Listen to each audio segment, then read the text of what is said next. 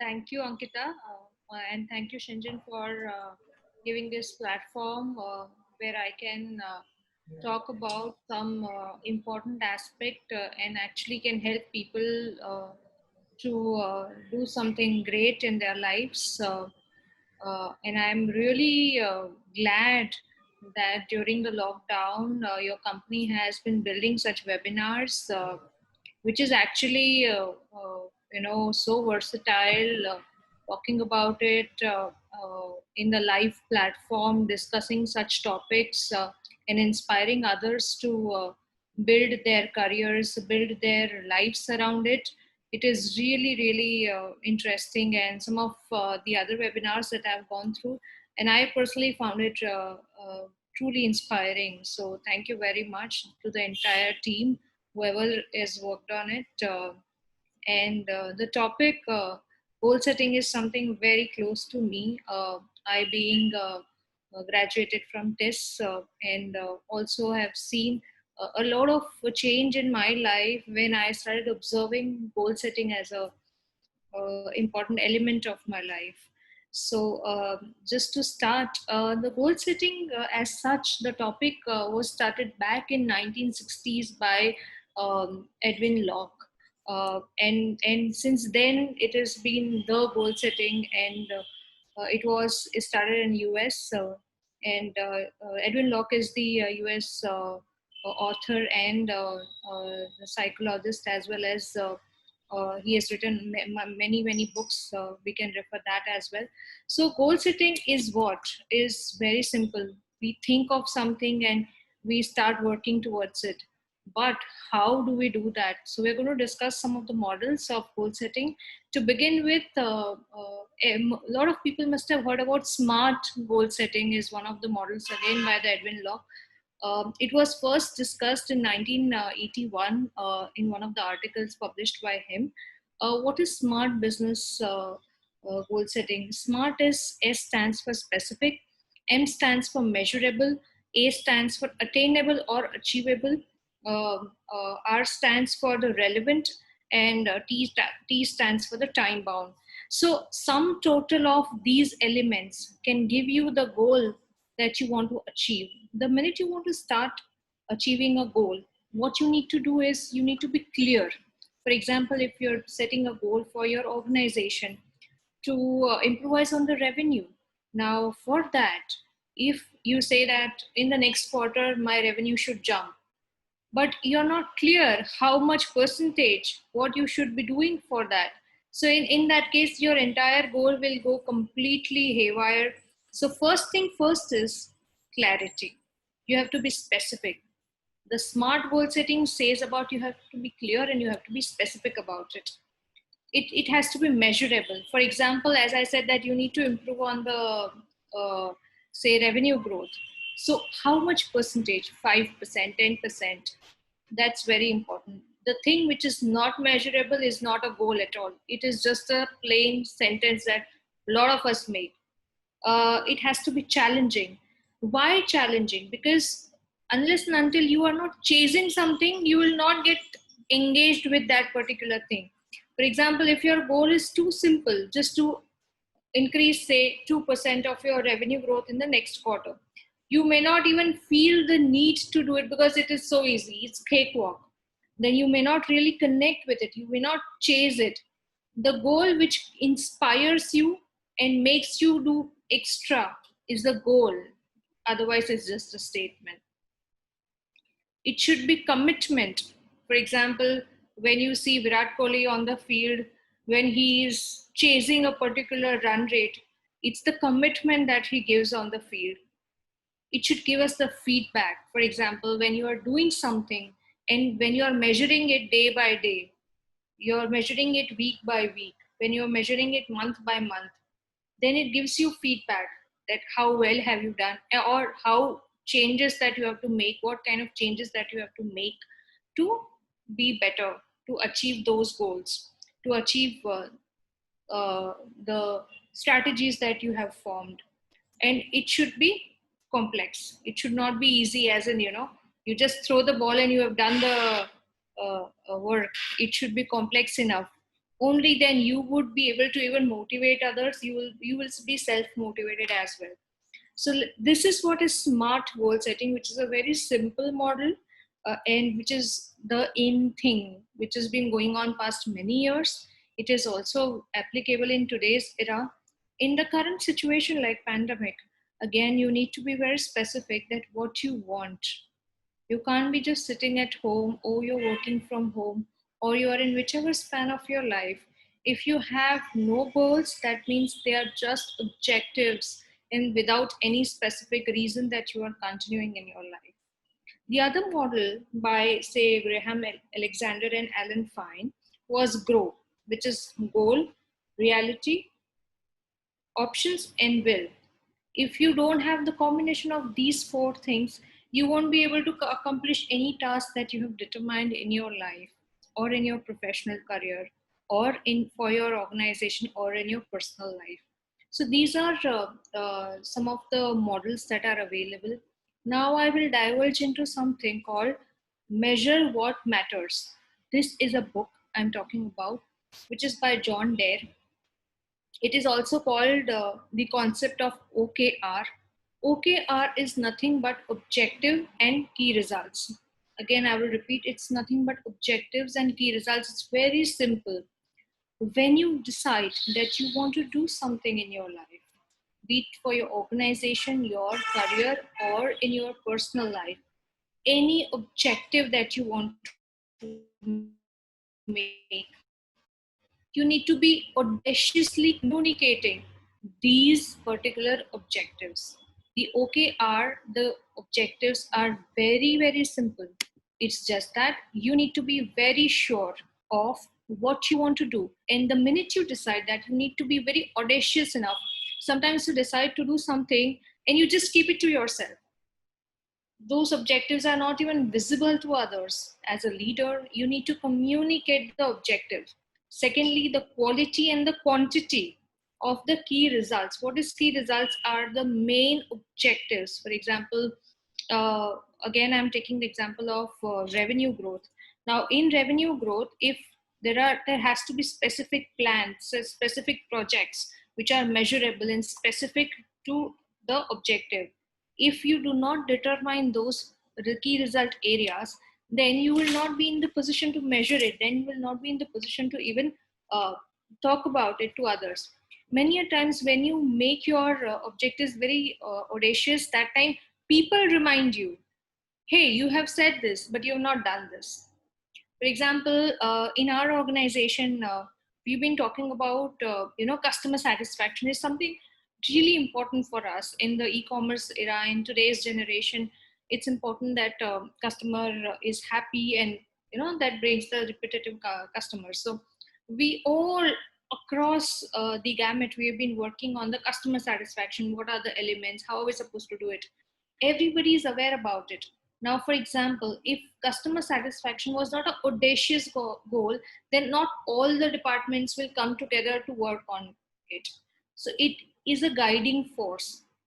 So please make sure when you make a goal, make an audacious goal. You can write a journal, daily journal, or you can make postage, stick it around so that it keeps reminding you continuously that this is your audacious goal that you want to achieve. The second part is key result areas. So when you make this objective, the O part of it, and now I'm talking about AR part of it. So when you make this objective, the key result areas are the plans. Those specific plans have to have quality and quantity defined. Once you do that, you start measuring them. Say like traffic signal. This is a very popular way of measuring the key result areas. It's nothing but green, orange, and red. When you are sitting on a in a car at a traffic signal, unless it is green, that means you're progressing. Unless it is yellow and unless it is red, you are not progressing. So you need to measure your own goals basis these three options. So if in case you have done some job, for example, again the revenue or the customer satisfaction, if you have achieved 70 to 100%, that means you are in the green zone. that's bingo. That means whatever you are doing is working very well for you. For example, if you are into 30 to 70, that means your orange or yellow zone. That means you really need to rethink of what you're doing, or change the practice, or you need to really put in more efforts, more resources to make sure that your objectives are achieved. And otherwise, if you are into less than 30, which is like a very complex situation, you really need to rethink or redesign the entire objective to help your goals, because that means you're not going anywhere, you're not really achieving your goals. So the goal setting is something that has to be done for professional reasons, personal reasons, even for the corporate levels, because in today's world it is very important that we make our goals very, very visible, because the minute your goals are visible, there is entire ecosystem helping you to achieve that. The minute your goals are very silent, just to yourself, to just to the organization itself, people would not know. We are into social media, we are connected right now through social media and webinars. Unless and until you speak about it, unless and until you start working towards it, unless and until you start measuring it, and you start showing up on the results, your goals are nothing but just the statements. So that's little on the OKR. It is by John Dare. Again, I would say one of the best theory that I have learned, one of the best models that I have learned and implemented successfully. It helps people to achieve their goals very easily. It's very simple. So something on these lines we all can build in our lives. So Ankita, over to you. Thank you so much, Namita, for the context setting part. I think it was really essential. Now, we have a couple of questions and then let the conversation unfold from those answers. So, first, I want to ask that, someone who is just joining their professional life, just fresh out of college, and you are joining in a team of, a large team or a mid sized team, and then you, at any point of time, I think today's working professionals have goals for themselves, right? So how do you kind of align your goals with the company's goals? Are there any models that you can do it? So any advice for goal setting for someone who is just entering into the professional world, basically?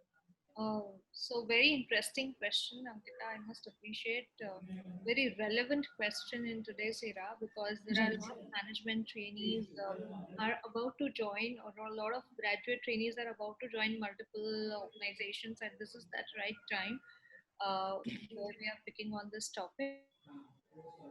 And see, it's very important that you yourself be clear what you want to do. Do I want to do marketing, HR, corporate communication, finance, whatever?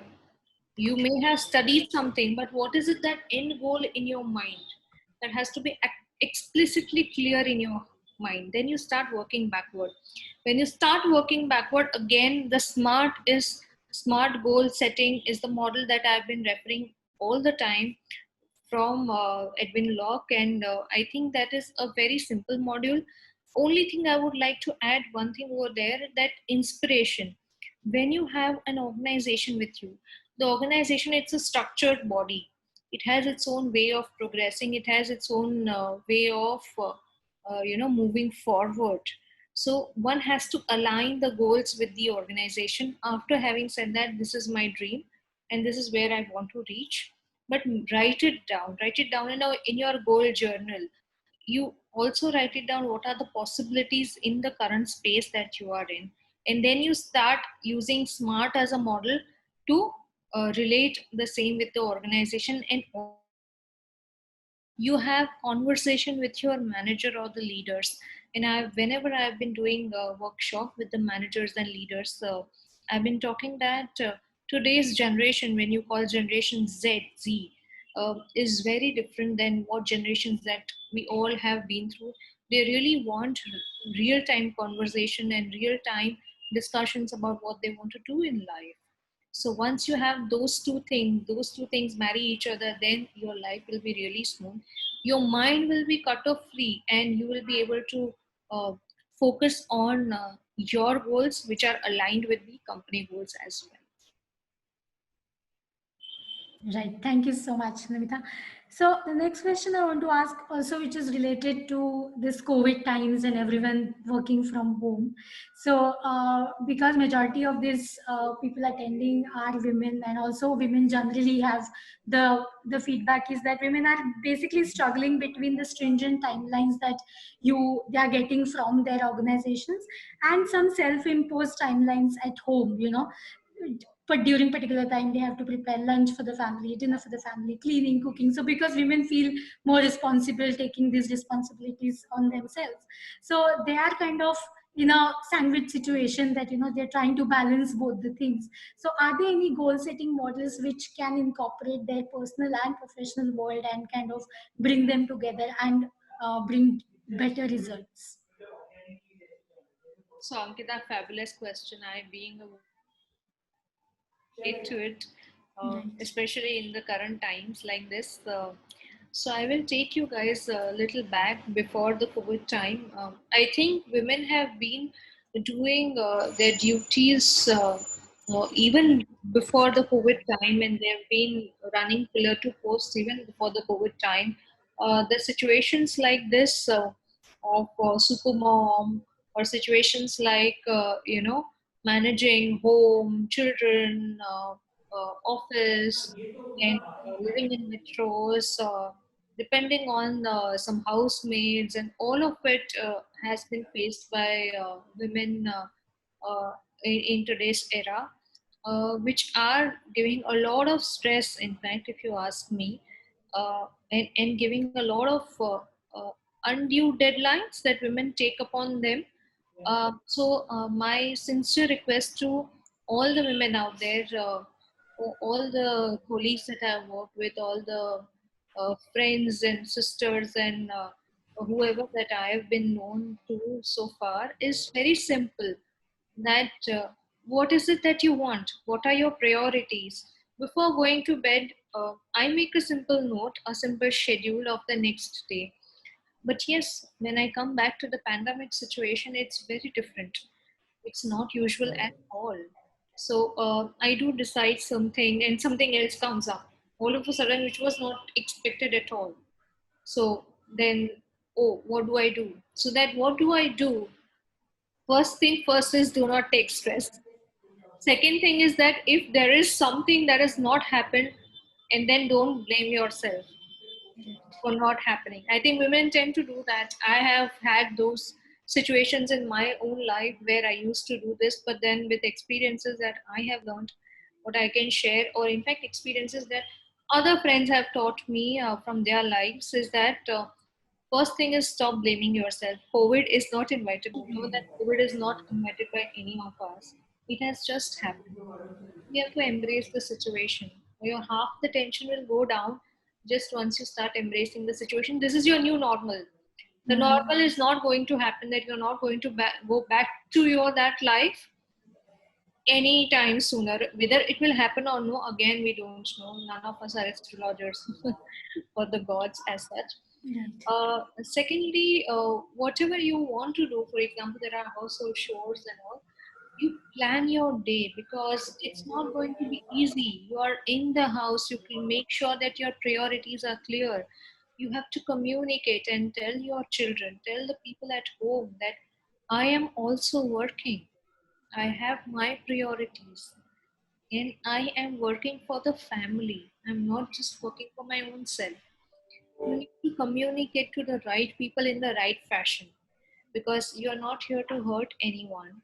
You're here to collaborate and work with everybody. You have to divide your tasks in terms of number of days that you have in a week, because nowadays what I hear from a lot of people, there is no boundary in terms of your work, in terms of the weekends, in terms of your extended working hours, since you're not even traveling anywhere. So you're just glued to the desk, you're glued to the laptops and the phones. Again, my sincere request to everybody is that what is your goal in life? You want to stay healthy, you want to stay fit, you want to continue working, you want to give best quality life to your family. You want to cook well, you want to attain all the household chores within the timelines, you want to do everything. But Right. what is your priority? And how long it is going to take? Being a woman, we all are now used to of these things, that this work particularly takes this much time. So you plan it well, organize it well, have all the possible options within the family of the resources who can help you. There is no shame in asking for help because it's family. When you are working from home, to have those tasks, those challenges. So be sure that there is no shame in asking for help. And the most important part is women tend to ignore their own health. They are just sitting at a place and not even stretching, not even doing basic yoga, not even taking care of the basic nutrition that they should be having. A lot of Right. colleagues and a lot of them have spoken to me about this. Well, if you're not healthy, how are you going to continue? My first question to them is that take out those 15 minutes for your own self. I know a lot of people tell me that we just get up and everything starts. So just focus. You break down your own tasks into a particular goal sheet, maintain a diary for yourself, divide your tasks, divide the timelines, uh, try to delegate what you can delegate, try to make sure that you collaborate and work with your family. Right, right. That's really insightful, Nandita. So now I want to ask someone who is like a mid-level manager. Like, you know, when you have a team of 4, 5, and you're reporting to the heads of the particular team. So it often happens that you have goals for yourself, that you know that okay, in this month I have to do these particular things. You have set up a few goals for your team, and then there are leaders who are setting up goals for you. So obviously, all these goals are at the end of the day related to the growth of the organization, but at the same time, they often get mingled with each other. And then ultimately, when you see the final objective, it doesn't really reach to the level that you wanted it to reach, right? So is there any way that we can seamlessly align all the goals that you have set for yourself, for your team, and then someone is setting the goals for you? And how do you effortlessly go ahead with that exercise? So, when I joined this organization, DHL Blue Dart, again, it's a courier and logistic company. We have more than 13,000 employees on our payroll. So you can imagine, and we service 14,000 plus pin codes. And goal setting was the first change management project that I had undertaken, where I was just entering in the organization and I barely knew the company, and exactly same problem that I was addressing. So some of the notes that I do have that I had made in the live program that I was handling is that, first of all, when you start with the goal setting exercise, it's not just top down approach. Most of the organizations fail in goal setting exercise and just makes a paper pencil exercise, is because they do not really involve people from the down the level or from the mid level to set the goals. So people have to be engaged in the goal setting exercise. If you are heading a team of say 4, 5 and you are reporting to someone, so make sure that everybody is in the room when you are finalizing the goal. Otherwise, your team will always think, this is a human tendency, especially I've observed in India, is that these are the difficult goals given to me so that I should not be promoted, so that I do not achieve my targets. That psychological aspect has to go out of the window, because this is our goal. Unless and until people don't feel committed towards it, people will not perform. You will not get exceptional attainment and achievement of goal unless you cannot, as a leader, inspire them and get the commitment on the table. So, first thing is that everybody should be part of goal making exercise, goal setting exercise, and B, a periodic review. When I say periodic review, what people do is, if they have HRIS system, they just log in, click all tick yes, I have understood. That's it. They do not even see that if there is a change, for example, right now, what we set is not applicable at all. So we had to redesign our goals. So that timely feedback, timely conversation, timely discussions are very, very important in the goal setting exercise. So the minute you get into a situation where you have set goals for your team and your manager has given some X goals and all of these are not matching somewhere, that means you are going to get sandwiched. And avoid this situation, please make sure that you call out a meeting and list down all the important elements that you require and that is also required by your management, and make sure that everybody is on the same page. This is what I have implemented and it is doing well even in the pandemic situation right now. Right. We have a question from one of the audiences, and I had a similar question, so I'm just going to go ahead and ask that. How to break how to break down larger goals into smaller, more achievable steps?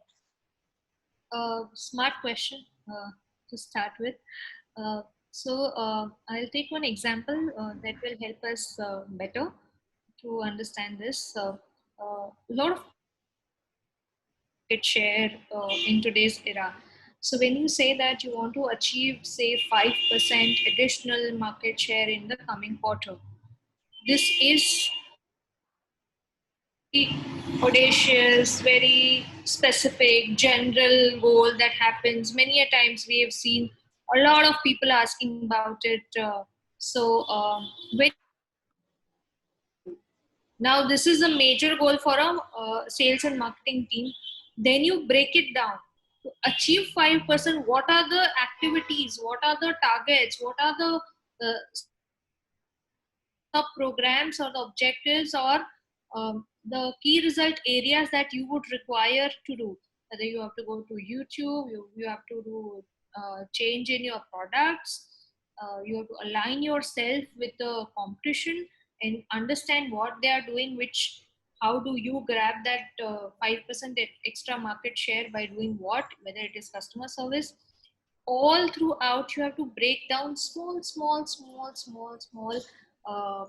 key result areas and make it measurable. Again, those key result areas are also be very, very specific. They cannot be binary, they have to be numeric, they have to be specific, and they have to be measured on a timely basis. Only then you will be able to achieve the major goal.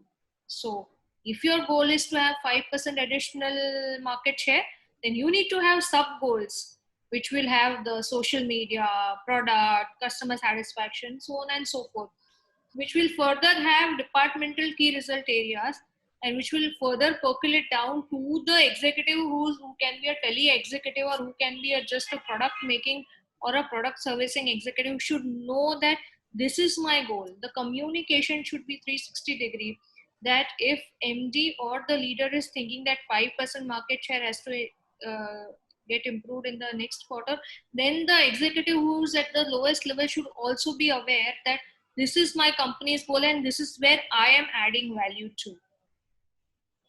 So Right. Yeah, I hope it answers your question. Uh, okay, so let me go ahead and ask you this, that when you talk about personal goals, like, many people, including me, I think that, okay, once a month I have to complete this book, or this podcast series is of 40 podcasts, I want to listen to that.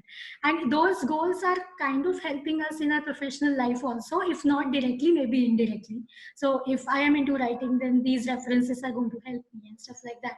But then when you get into fulfilling the professional goals that you have, that are set up either by you or by your management, your priority kind of goes down, and you don't pay attention to the things that you want to do personally just to sharpen your skills and stuff like that.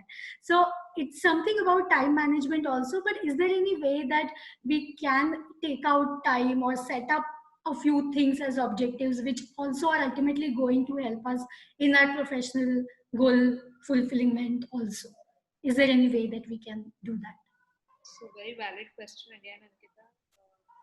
So what happens is that we get carried away. Right. It's a human nature. Yeah. Well, I can say in simple language without any jargon, is that we get connected to certain things better than others.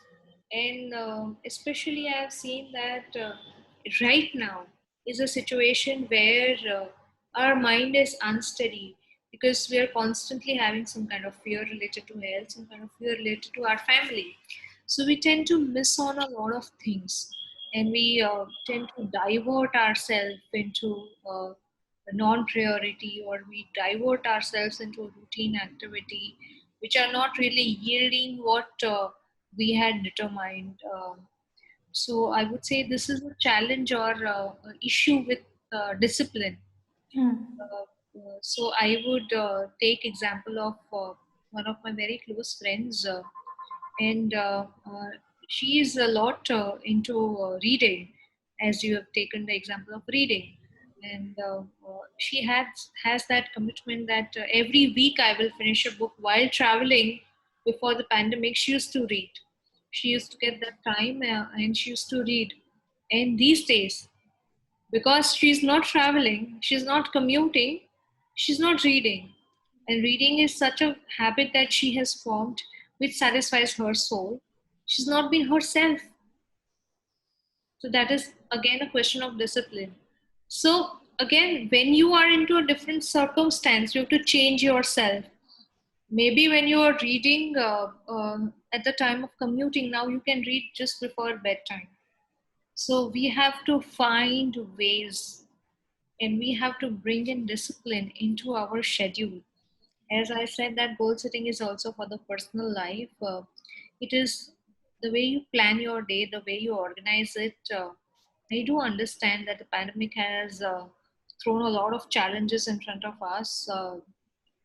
There are people who like to work out every day, go to the gym every day. They are facing a lot of challenge because we never know that when these places will start, when will you be able to be free, and when will you be able to exercise. So what next? What are the options that you have? How you start addressing that? So we have to think lateral, all I can say is, and bring in discipline. Discipline is the only way to be successful with your personal habits. Correct. Correct. That brings to my last question for the session, and then we'll open it for the audience in case they have anything more. How do you deal with a disappointing event that happens when you set up a goal for yourself, and then for whatever xyz reasons you are not able to do it, then because you have put so much heart and soul into finishing that goal, but for whatever reasons you're not able to do it, and then you feel disappointed, then a lot of people don't really go for that goal again, thinking that, I'll fail again, or I don't want to put myself into that situation. So how do you deal with the disappointment that comes along when a goal doesn't get fulfilled, and how do you work on that? Uh, so I would like to address this in a little different format. I've been a leadership trainer for a couple of years, and there is there is a module that we use in our organization. I will take one sub part of that particular module to explain this, which is called staying positive in uncertain environment. Okay. So, as a leader or as a human being, even without a leader, you will always have such challenges. Sometimes your kid would not be feeling well. Unfortunately, I don't want anybody's kid to have any such situation. Sometimes your family member would be injured or not feeling well, and you have some task on the time, and you may not be able to address that because you are engaged somewhere else. So that brings in a lot of disappointment. Sometimes you have put in heart and soul in a particular project, but due to some reason, the C-suite level or the management of the organization does not approve it. But you know that you have put in a lot of efforts. A lot of efforts have been put in by your team. What are you going to tell them? How will you show your face to them? It's like cutting sorry figure in front of a lot of people. It's like how will you face it? Also, within your own self, you start losing your confidence that, oh, this did happen with me. I am not capable of doing this. All I can say is that nothing is in our control. It's in our mind that we control everything, but honestly speaking, nothing is in our control. We have to keep first thing first. When you start the project, when you start the goal, in the beginning of it, you have to be determined, you have to be clear, you have to be measurable, specific, committed. But nothing is in your control. You do not control the world, you do not control the environment that you are being in. Second thing, you have to be positive all the time, because there is something called energies, there is something called positivity that brings a lot of things together. If it has not happened today, it will happen tomorrow. There'll be doors opening for you tomorrow. If you do not be hopeful, then there is no way forward. You are just going to be backward. So staying positive in the uncertain environment also has something called exercise, that we do a small exercise where we ask people to write down, once you get up from the bed, is it a good day or a bad day for you? So, so there are participants not over 20. So everybody takes postages and just writes down that if it is a bad day and what are the activities that I do. So I shout at people, uh, my car is not working, the coffee was bad, etc., etc. Those are the bad days. There are good days where people are listening to music, where people see, oh, it's a bright sunny day. People are talking to people, wishing them good morning in the office, and being alive. So what attracts you as an individual? Obviously being alive, being so positive, that gives you so much of energy and ideas to, if this project has not worked out in a particular fashion, there will be b, c, d particular ways in which the project or the goal that you have made will work out. Losing of hope and thinking bad and negative is actually cutting down your own self before somebody else is cutting you down. So this is how we communicate with our leaders, because our leaders manage thousands of people, and if they are motivated, obviously people in turn will be motivated, and happy employee brings in happy customer. That's our ultimate motto. And I think even personally, I feel that there are hindrances in life. We get up from the bed, which we say, which side of the bed I've got up from. Instead of that, we be positive, we remain positive, we practice gratitude, and I think there are ways in which things unfold positively in our lives. Great. Thank you, Namita. Uh, After this, I think I want to spend some time in answering questions from audiences. So in case people, if you have any questions, please use the chat box and we'll be taking the questions for the next 5 to 10 minutes.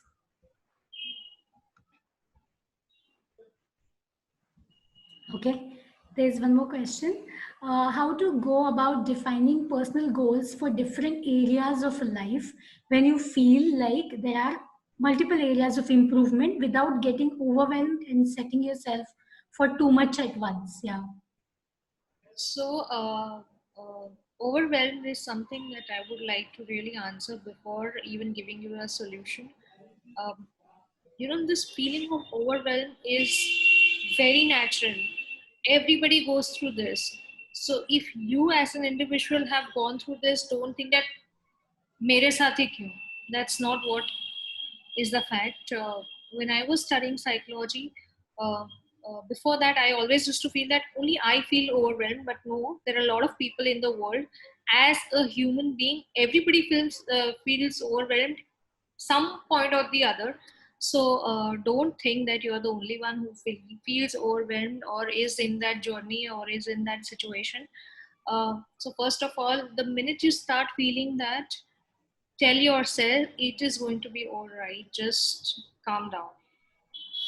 First thing first. Second thing is that there are many walks of life where you need to have improvement. We all require a lot of improvement. So you need to start writing. Trust me, I still use, pen and paper, noting it down. I do remember Ankita asking me, "Are you not using any presentation?" And I said, "No, I have noted down everything."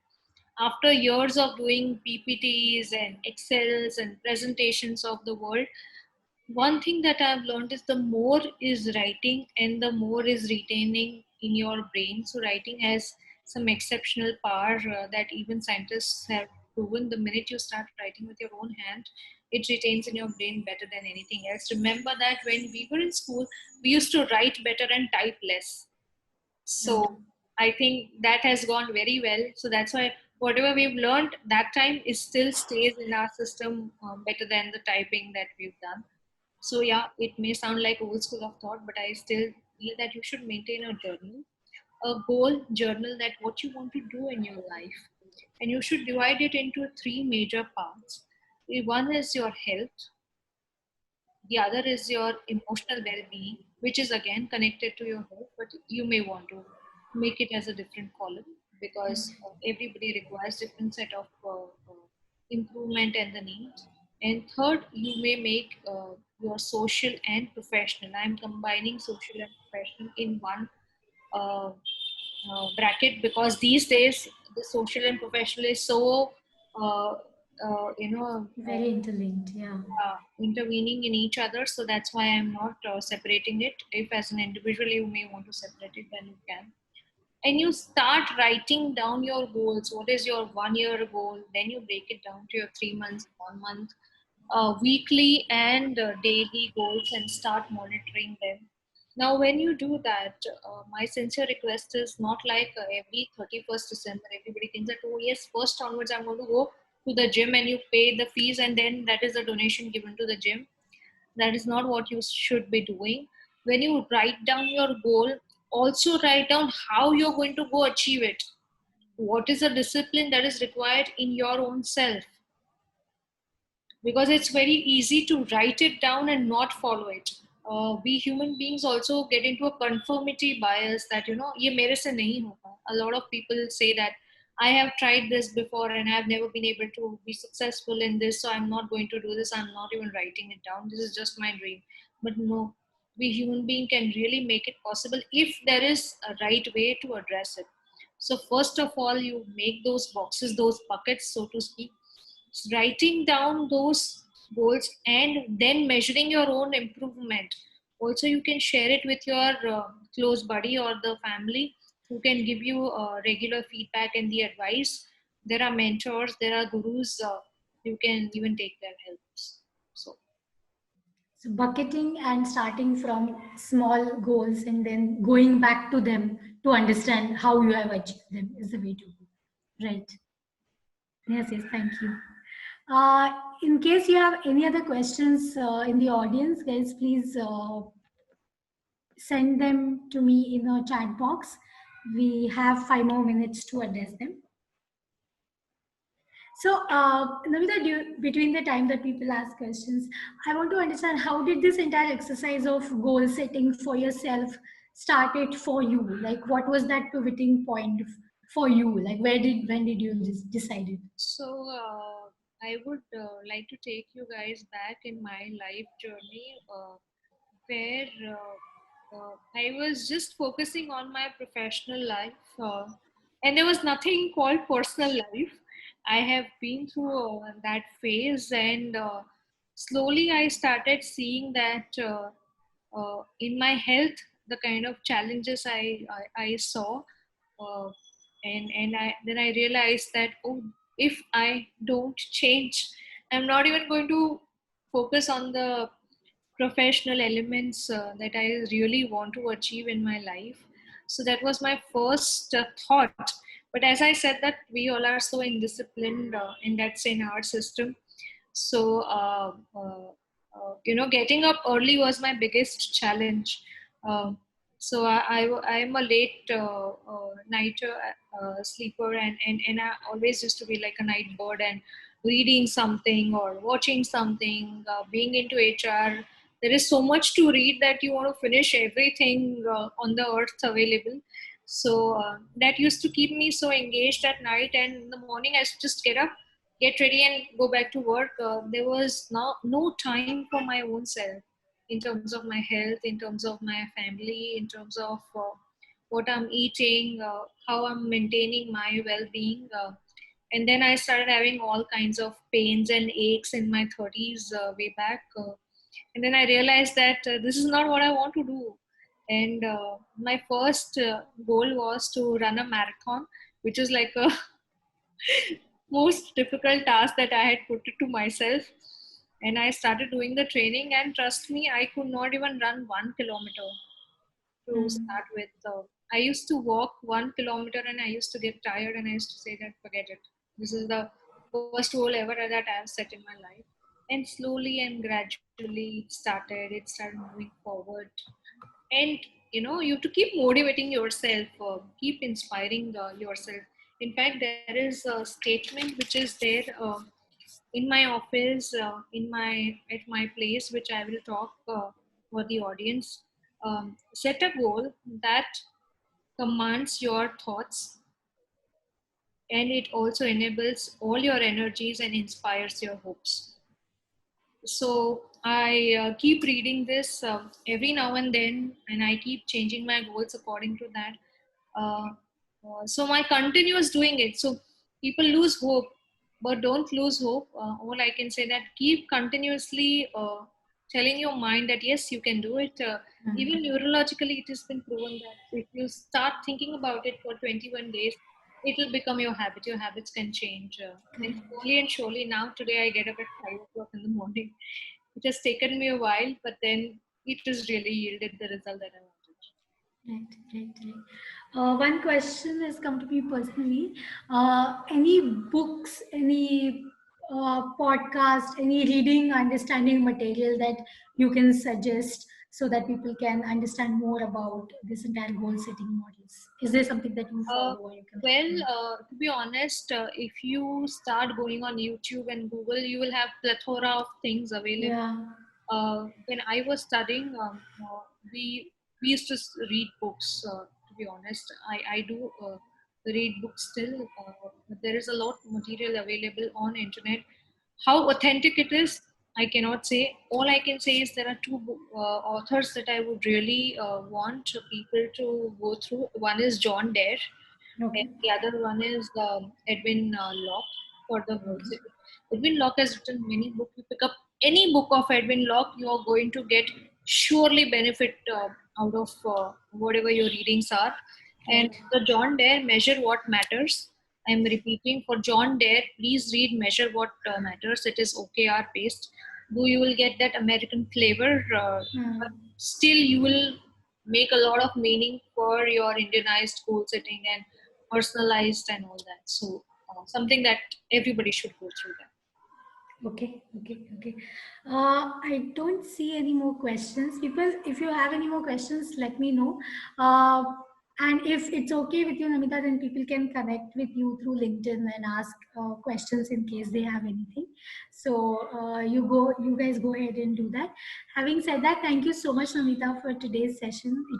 It was something that we all kind of were struggling, and hopefully this session is helpful for all of us. Thank you so much, audience, for joining in today's session.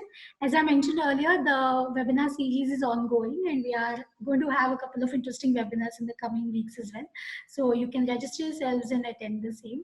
Namita, any last words before we close in for today? Uh, I would say determination and discipline that can bring anything that you dream of. Right, right. So don't lose hope.